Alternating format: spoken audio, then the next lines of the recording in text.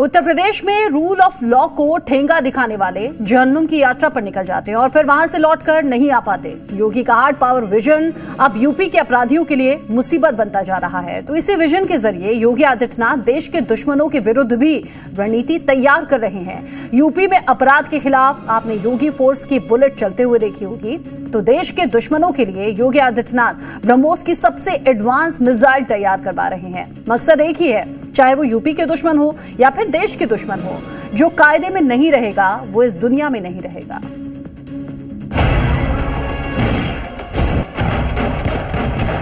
जो भी सुरक्षा में बाधक बनेगा, कानून को ठेंगा दिखाएगा,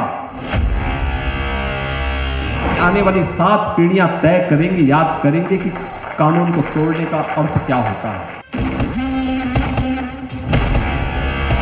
हिंदुस्तान में कायदे से रहना सीखो, कायदे से रहना सीखो। रूल ऑफ लॉ आपको उत्तर प्रदेश के अंदर अक्सरशः जमीनी धरातल पर दिखता होगा। योगी के रूल ऑफ लॉ को चैलेंज देने की गलती अब अमजद कभी भी नहीं करेगा, क्योंकि ऐसा करने के लिए उसे जहन्नुम से लौटना पड़ेगा। अस्पताल में स्ट्रेचर पर पड़ा यह शख्स कुख्यात हिस्ट्री शीटर अमजद था। जी हां था, क्योंकि अब अमजद दुनिया छोड़ चुका है।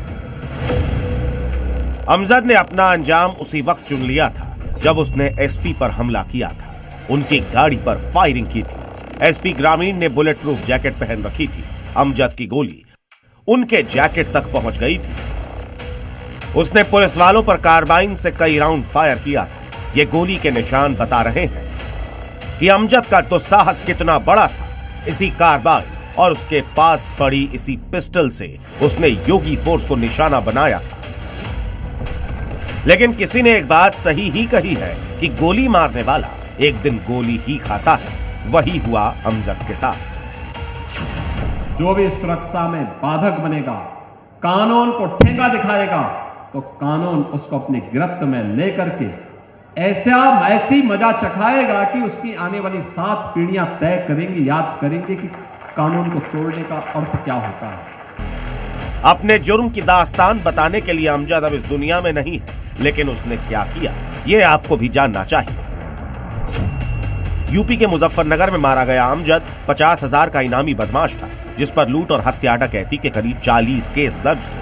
ये सिर्फ यूपी ही नहीं, हरियाणा, राजस्थान, बिहार, उत्तराखंड में भी क्राइम को अंजाम देता था। अमजद 5 राज्यों में वांटेड था, लेकिन उसे उसकी मौत यूपी तक खींच ली। मुजफ्फरनगर में पुलिस व बदमाशों के बीच मुठभेड़ हुई है। इस मुठभेड़ में 50,000 का इनामी बदमाश अमजद ढेर हो गया है, जिसमें पुलिसकर्मी भी घायल हुए हैं। इस मुठभेड़ के दौरान एक खास बात यह है कि जो पुलिस अधिकारी है उनकी गाड़ियों पर भी ताबड़तोड़ फायरिंग की गई है। एसपी देहात आदित्य बंसल की बुलेट प्रूफ जैकेट में गोली लगी है। मुठभेड़ में बदमाश के साथ साथ जो सिपाही है, एक दरोगा है, वो घायल हुए, जिनका इलाज चल रहा है। 2026 में योगी फोर्स की बुलेट फुल स्पीड में चल रही है।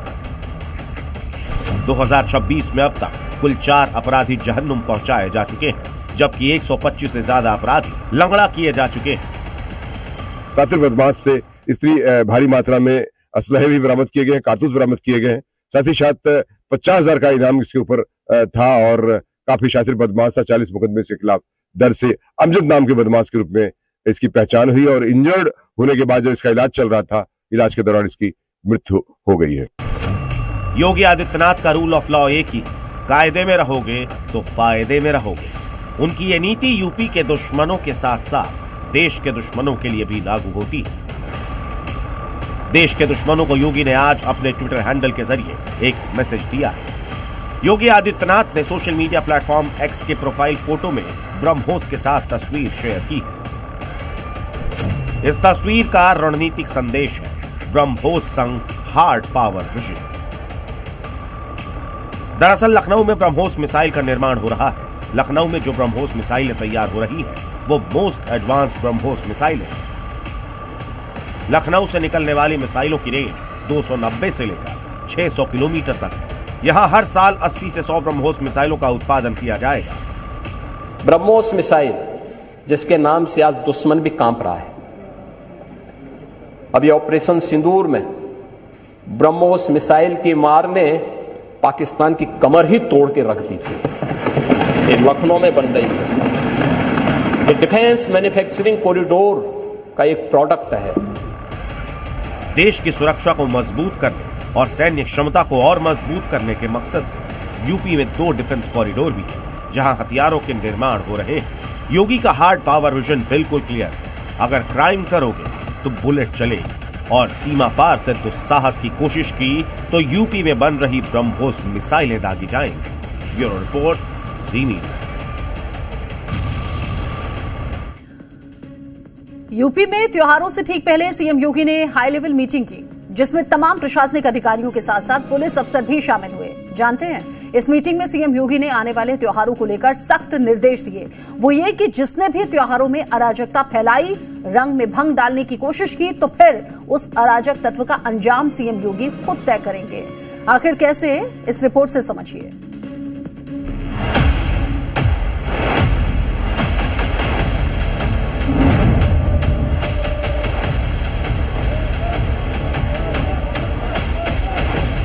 पर्व और त्योहार को शानदार तरीके से सरकार के गाइडलाइन के अनुसार उत्साह के साथ हम आयोजित करें।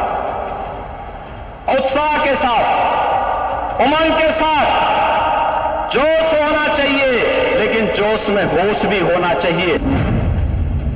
सीएम योगी ने एक बार जो कह दिया सो कह दिया। इसके बाद सवाल जवाब की कोई गुंजाइश ही नहीं है, क्योंकि अगर किसी ने पर्व और त्योहारों के जोश में होश खोया, अगर किसी ने सरकार की गाइडलाइंस का उल्लंघन किया, तो फिर रंग में भंग डालने वालों की खैर नहीं, चाहे वो कोई भी हो। कानून मानोगे, कायदे से रहोगे तो फायदे में रहोगे, और नहीं तो। महाशिवरात्रि, होली, रमजान व ईद के मौके पर यूपी में कानून व्यवस्था सुनियोजित तरीके से बनी रहे, इसको लेकर सीएम योगी ने लोक भवन में वीडियो कॉन्फ्रेंसिंग के जरिए मीटिंग की, और इस मीटिंग में सीएम योगी की तरफ से सख्त निर्देश दिए गए। वो ये कि किसी भी धार्मिक स्थल पर तेज आवाज में साउंड ना बजे, कानून व्यवस्था को चुनौती देने वाले तत्वों पर कार्रवाई हो, सूबे के हर चौक चौराहे पर पुलिस बल को तैनात किया जाए, ड्रोन और सीसीटीवी के जरिए चप्पे चप्पे की निगरानी हो, अराजक तत्वों के साथ बेहद सख्ती से निपटा जाए। सीएम योगी के आदेश के साथ ही यूपी के तमाम जिलों और शहरों में पुलिस प्रशासन एक्टिव हो गया। महाशिवरात्रि को लेकर शुरू हुई कांवड़ यात्रा में किसी भी तरह का विघ्न ना हो, इसके लिए बिजनौर में अलग अलग चेकिंग पॉइंट्स बनाए गए। वहीं बिजनौर के जिन इलाके से कांवड़ यात्रा निकलती है, वहां ड्रोन और सीसीटीवी कैमरे लेस किए गए। बहुत बड़ी संख्या में लोग रवाना हो रहे हैं। इसको देखते हुए हमारी तरफ से ड्रोन से निगरानी भी की गई थी, जिससे कोई भी जंगली जानवर से सुरक्षा की जा सके। साथ ही हमारी हर पॉइंट्स पे ड्यूटियां लगी हैं, जिससे इस पूरे कांवड़ को सुरक्षित तरीके से संपन्न किया जा सके। सभी कांवड़ यात्रियों को सुरक्षा दृष्टि रखते हुए हमारी तरफ से सारे पुलिस प्रबंध किए गए हैं। वहीं सहारनपुर में सीएम योगी के निर्देश के बाद पुलिस प्रशासन अलर्ट मोड पर आ गई और हर चौराहे पर पुलिस बल की तैनाती के साथ कई इलाकों में फ्लैग मार्च और ड्रोन से निगरानी शुरू की। ड्रोन से जितने भी हमारे निश्चित आबादी के क्षेत्र हैं, जो हमारे शोभा यात्रा के रूट हैं, उनको हम लोग देख रहे हैं कि छतों पर कहीं भी किसी प्रकार की कोई आपत्तिजनक मटेरियल न हो। इसके अलावा सादे वस्त्रों में हमारी टीमें लगी हुई हैं, एलआईयू लगातार घूम रही है। इसी तरह मुजफ्फरनगर में महाशिवरात्रि से पहले किसी भी तरह की कोई अप्रिय घटना ना हो, अराजक तत्व सक्रिय ना हो, इसके लिए पुलिस की न सिर्फ धार्मिक स्थलों पर मुस्तैदी से तैनाती की गई, बल्कि संवेदनशील इलाकों में पुलिस की तरफ से गश्त भी लगाई। शोभा यात्राएं हैं, कुछ मेले लग रहे हैं, उन पर भी ध्यान रखा जा रहा है। उनकी भी ड्यूटियां अलग से लगाई जा रही हैं। और जो रात में हमारी ड्यूटियां लगती हैं, जो मंदिर मस्जिद चेक करती हैं, वो भी ड्यूटियां रात में 12 से 4 तक लगाई जा रही हैं, ताकि जो है कहीं पर भी कोई आपत्तिजनक वस्तु मिले या बात मिले तो उसमें कार्रवाई की जा सके। साथ साथ सीसीटीवी कैमरे पर जोर दिया गया है कि जगह जगह जहां पर सीसीटीवी कैमरे नहीं सक्रिय हैं, वहां सक्रिय कर दिया जाए, जहां नहीं लगे वहां लग जाए। और संभल में त्योहारी सीजन की दस्तक के साथ ही योगी फोर्स पूरे एक्शन में है। महाशिवरात्रि से पहले संभल के तमाम मंदिरों की सुरक्षा बढ़ा दी गई। हर मंदिर के बाहर सीसीटीवी कैमरे लगाए गए हैं। वहीं सीएम योगी के निर्देश के बाद संभल के डीएम और एसपी दोनों ने मोर्चा संभाल रखा है। 10 हमारे प्रमुख स्थल है जहाँ पे मेला भरता है, वहाँ मेरे द्वारा और कप्तान साहब के द्वारा, हम दोनों के द्वारा भ्रमण किया जाएगा। और इसके साथ साथ सभी 10 थानों के ऊपर 10 मजिस्ट्रेट और पुलिस की भी तैनाती की गई है। सभी व्यवस्थाएं सुचारू रूप से हो, उसके लिए प्रॉपर डिप्लॉयमेंट भी किया जाएगा। इस बार जो रिक्रूट हैं उन लोगों को भी लगाया जाएगा, वो मेले का नया अनुभव प्राप्त करेंगे। उसके साथ साथ करीबन 2 कंपनी की एसी है वो भी जनपद को प्राप्त हुई है और विभिन्न थानों की फोर्स लगा के शांतिपूर्ण तरीके से उसको संपन्न करवाया। अराजक तत्व और दंगा ब्रिगेड से निपटने के लिए सीएम योगी ने जो सुरक्षा चक्र बनाया है, अगर किसी ने उसे भेदने की कोशिश की तो फिर योगी फोर्स रंग में भंग डालने वाले उन दंगाई और अराजक तत्वों को किसी भी कीमत पर नहीं बख्शेगी, क्योंकि योगी राज में कानून व्यवस्था से खिलवाड़ कतई बर्दाश्त नहीं है। ब्यूरो रिपोर्ट, जी मीडिया। और अब एक हैरान करने वाली खबर यूपी से। यूपी में एक जगह मजार और मदरसे में आपस में ही जंग शुरू हो गई।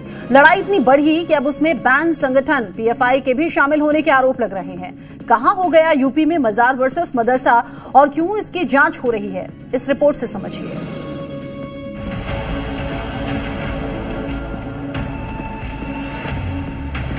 एक तरफ मजार है और दूसरी तरफ मदरसा, और मजार वर्सेस मदरसा में जंग छिड़ गई है। ऐसी जंग कि अब इसमें आरोप देश विरोधी गतिविधियों तक के लगने लगे हैं। मामला यूपी के बाराबंकी का है, जहां आरोप है कि मदरसे ने मजार की जमीन पर कब्जे की कोशिश की है और मदरसा चलाने वाले मजार की ही जमीन हड़पना चाहते हैं और बकायदा इसका सबूत भी दिया जा रहा है। यूपी के बाराबंकी में छिड़े इस मजार वर्सेस मस्जिद के पीछे बड़ी वजह ये दरवाजा बना है। ये वही गेट है जिस पर आरोप है कि मजार की जमीन पर बनाया जा रहा है और इसी गेट के जरिए मदरसा संचालकों पर जमीन कब्जाने का खेल खेलने के आरोप लगाए जा रहे हैं। दरअसल यहाँ मदरसे के पीछे किला पीर बाबा की मजार है और मदरसे पर आरोप है कि पिछला गेट जानबूझकर मजार की जमीन पर बनाया गया है, जिससे धीरे धीरे मजार को भी कब्जे में लिया जा सके। अब इसी के खिलाफ मजार कमेटी ने डीएम को लिखित शिकायत भी कर दी है। हमारी जमीन है जिसके हम मुतवल्ली हैं, आगे मजार बनी है किला पीर बाबा की, पीछे मदरसे सबीलुर रिसाद वाले जबरदस्ती दीवार उठा के उसमें गेट लगाना चाह रहे हैं। इसके अलावा बड़ा आरोप ये भी लगाया गया है कि जो मदरसा कब्जा करना चाहता है वो पीएफआई की फंडिंग से चलाया जा रहा है, क्योंकि वो मदरसा पॉपुलर फ्रेंड ऑफ इंडिया से ज्वाइंट है। इससे पहले कहीं शिकायत की? इससे पहले हमने जो है कई एप्लीकेशन ईओ साहब को दिया है और जो है हैदरगढ़ में दिया, एसडीएम साहब के वहाँ भी दिया है और जिले पे भी दिए हैं। वहीं आरोपों को लेकर मदरसा कमेटी ने भी सफाई दी है और पीएफआई के कनेक्शन को पूरी तरह नकारा है। असल में उनके दोनों आरोप निराधार हैं। वो जो जमीन है, जमीन वक्त की है और उस पर एक पुराने जमाने से रास्ता है, उस रास्ते पर गेट लगाया गया है और गेट जो लगाया गया है वो मदरसे की निजी संपत्ति पे लगाया गया। मदरसे ने उस जमीन का बैनामा लिया है, उस जमीन पर जो है उन्होंने मदरसे वालों ने गेट लगाया है। और बाकी रही फंडिंग की बात, फंडिंग आम मुसलमानों से होती। मदरसा कमेटी जमीन को अपनी बता रहा है तो वहीं मजार कमेटी मजहबी आड़ में कब्जे की बात कर रहा है।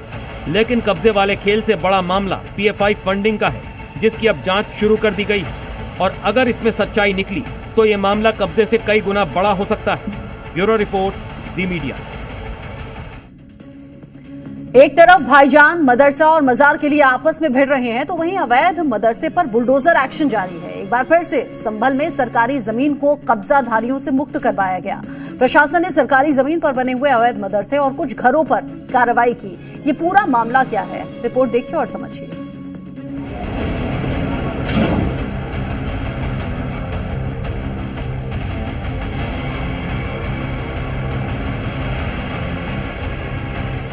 अवैध निर्माण पर चला बुलडोजर, संभल में मदरसे पर कार्रवाई। अवैध निर्माण को गिराया गया, कब्जाधारियों से जमीन मुक्त करवाई। एक मदरसा 7 घरों पर बुलडोजर चला। यूपी में जहां भी अवैध निर्माण दिखेगा उसका यही अंजाम होगा।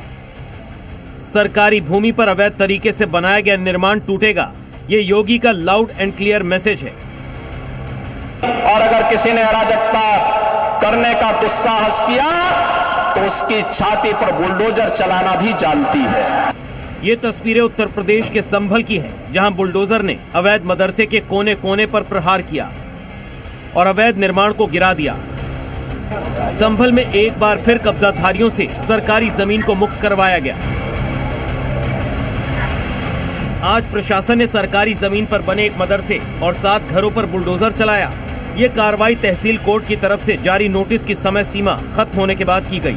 प्रशासनिक अधिकारियों के मुताबिक ये अवैध निर्माण खाद के गड्ढों और एक सार्वजनिक सड़क के पास सरकारी जमीन पर किया गया था। इसके अलावा ये जमीन पेड़ पौधों के लिए रिजर्व थी और वहाँ किसी भी निजी निर्माण की इजाजत नहीं थी।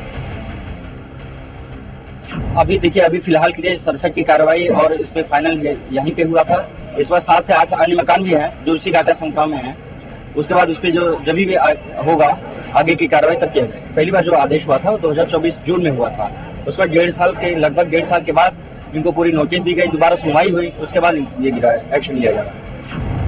तहसील कोर्ट ने कब्जा करने वालों को नोटिस देकर कहा था कि वो खुद ही अवैध निर्माण को हटा लें।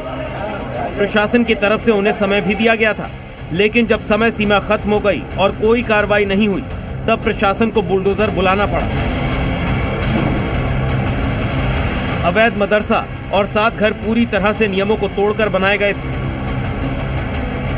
बताया जा रहा है कि ये कंस्ट्रक्शन पिछली समाजवादी पार्टी सरकार के समय हुए थे और उस समय इनके खिलाफ कोई ठोस कार्रवाई नहीं की गई थी। लेकिन अब सत्ता बदल चुकी है। पिछले 8 साल से यूपी में योगी का शासन है और अवैध निर्माण पर एक्शन जारी है। ब्यूरो रिपोर्ट, जी मीडिया।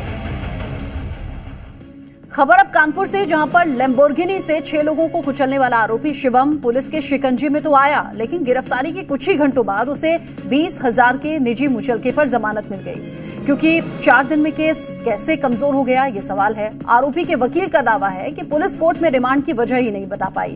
ऐसे में सवाल ये भी कि आखिर लैम्बोर्गिनी कांड के आरोपी को बचा कौन रहा है, इस रिपोर्ट से समझिए। गाड़ी वो नहीं चला रहा, दौड़ा पड़ गया एकदम से, उनके हाथ पैर मेरा कांपने लग गया और ये मेरी तरफ गिर गए। इंजर्ड ने उसकी शिनाख्त की है और समझौता किया है, अपना कंपनसेशन लिया है। कानपुर लैम्बोर्गिनी कांड के आरोपी शिवम मिश्रा की गिरफ्तारी में पुलिस को 4 दिन लग गए, लेकिन गिरफ्तारी के कुछ ही घंटों बाद उसे बेल भी मिल गई, क्योंकि 4 दिन में केस कमजोर हो गया, गवाह पलट गए। पुलिस को हादसे के बाद इस बात की पुष्टि करने में काफी वक्त लग गया कि लैम्बोर्गिनी शिवम ही चला रहा था। शिवम की गिरफ्तारी से पहले उसके ड्राइवर ने खुद को कोर्ट में पेश कर हादसे का आरोपी बताने की कोशिश की, लेकिन एफआईआर में नाम न होने की वजह से कोर्ट ने ड्राइवर को आरोपी मानने से इनकार कर दिया। जब दबाव बढ़ने लगा तो पुलिस एक्शन में आई। 5 टीम बनाकर छापेमारी शुरू की। 11 फरवरी को पुलिस पूछताछ के लिए शिवम के घर नोटिस देने गई, लेकिन शिवम और उसके परिवार वालों ने नोटिस लेने से इनकार कर दिया और पुलिस जांच में सहयोग भी नहीं किया। जानकारी मिली कि शिवम कानपुर में ही है। जांच में सहयोग न करने और लगातार खुद को छिपाए रखने के आधार पर पुलिस ने उसे गिरफ्तार कर लिया। कानपुर पुलिस ने कोर्ट से आरोपी शिवम की 14 दिन की रिमांड मांगी थी, लेकिन रईसजादे को 20,000 के मुचलके पर जमानत मिल गई। कोर्ट में सुनवाई के दौरान क्या कहा, ये भी सुनिए। माननीय न्यायालय ने कई प्रश्न पूछे, आईओ नहीं बता सका, सरकारी वकील भी अपना कोई पक्ष प्रस्तुत नहीं कर सका, तो माननीय न्यायालय ने अपने पूरे विवेक का इस्तेमाल करते हुए माननीय सर्वोच्च न्यायालय की गाइडलाइन और बीएनएसएस के प्रावधानों को दृष्टिगत रखते हुए ये आदेश पारित किया है।